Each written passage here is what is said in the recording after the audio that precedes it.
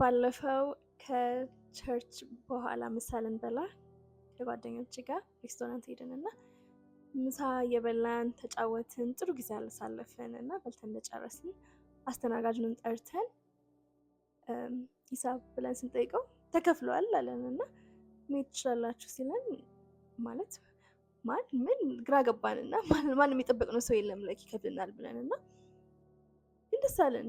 የሆነ ልጅ ነበር እግዚአብሔር ይባርከው፣ እሱ ነው ከፍሎልን የወጣው። ግን ላይክ ሳይነግረን ሳንጠይቀው ከፍሎልን ሲሄድ በቃ እንዴት ደስ እንዳለን እና አስባችኋል? ይሄንን ላይክ የሬስቶራንት ምግብ ላይክ ይሾዳስ ካይንድነስ ላይክ ፍቅር ያሳየን እና መክፈል የምንችለው ነገር ሆኖ እንኳን እንደዚህ ያስደስተን አስባችኋል? ላይክ መክፈል የማንችለው ነገር ቢሆን that's what Christ did for us። እና ይሄ ፋሲካ ሰሞኑን እንደመሆኑ መጠን አንድ ነገር ልንገራችሁ ብዬ ነው እና በጣም ብዙ ዕዳ ነበረብን ልንከፍለው የማንችለው የኃጢአት ዕዳ እና እሱ ክርስቶስ ኃጢአት ሳይሆን እኛን ለማዳን ሲል እሱ ኃጢአት ሆኖ በመስቀል ላይ ከፈለልን ዋጋችንን እኛ በነፃ እንድንሄድ። ልንከፍለው የምንችለው የሬስቶራንት ምግብ ሲከፈልን እንዲያስደስተን አስባችሁታል? መቼም ልንከፍለው የማንችለውን መቼም የፈለግነውን ብንሆን ልንከፍለው የማንችለውን በዕዳው ምክንያት ተጣልተን ነበር ከአብ ጋር፣ ግን በክርስቶስ ደም ተታረቅን፣ በልጁ ልጆቹ አደረገን እና ይገርማል። ላይክ መስቀል ላይ የተሰራውን ስራ ብቻ አይደለም፣ ከመስቀል በፊት ክርስቶስ ያለፈበትን ነገር ስናይ አቅቶት አይደለም፣ ተሸንፎ አይደለም፣ ሲሰደብ፣ ሲካድ፣ ሲመታ፣ ሲሰቃይ፣ ሲደበድቡት ጸጥ ዝም ያለው ተሸንፎ አይደለም። ብዙ ሚራክሎችን አድርጓል ከዛ በፊት። ምንም ማድረግ ይችል ነበር፣ ግን ጸጥ አለ፣ ዝም። ለምን? ላንቺ ሲል፣ ላንተ ሲል፣ ለኔ ሲል፣ ለኛ ሲል። መስቀል ውርደት ነው። እዛ ላይ ወጣ።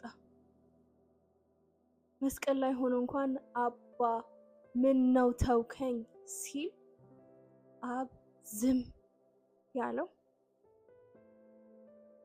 እሱ ላይ የጨከነበት እኛን አይቶ ነው።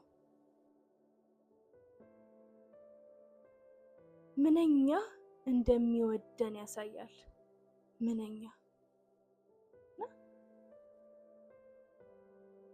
እሱ ለኛ ሲሞትልን እኛ ለሱ እንድንኖርለት ነው። መቼም ልንከፍለው የማንችለውን ዕዳ በነፃ ሰጠን።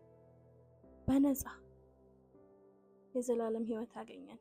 እርሱን በማመን ብቻ፣ ክርስቶስን በማመን ብቻ ድነትን አገኘን። እና አንድ መጽሐፍ ቅዱስ ጥቅስ ደስ የሚለኝ ቢኖር ምን ይላል? ሮሜ 5:8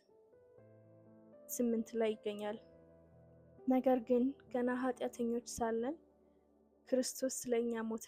ይህም እግዚአብሔር ለኛ ያለውን የራሱን ፍቅር ያሳያል። የተወደድን ሰዎች ነን እና ይህን ሳምንት እንደተወደዳችሁ እንድታስቡ ነው የምፈልገውና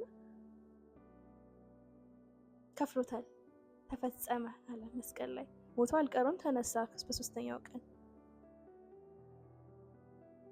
እና ፋይቱን ያሸነፈው ሲሰድቡት፣ ሲንቁት፣ ሲመቱት ፋይት ባክ በማድረግ ሳይሆን ሞትን ድል አድርጎ በመነሳት ነው። እግዚአብሔር ይባርካችሁ። ደህና ሁኑ።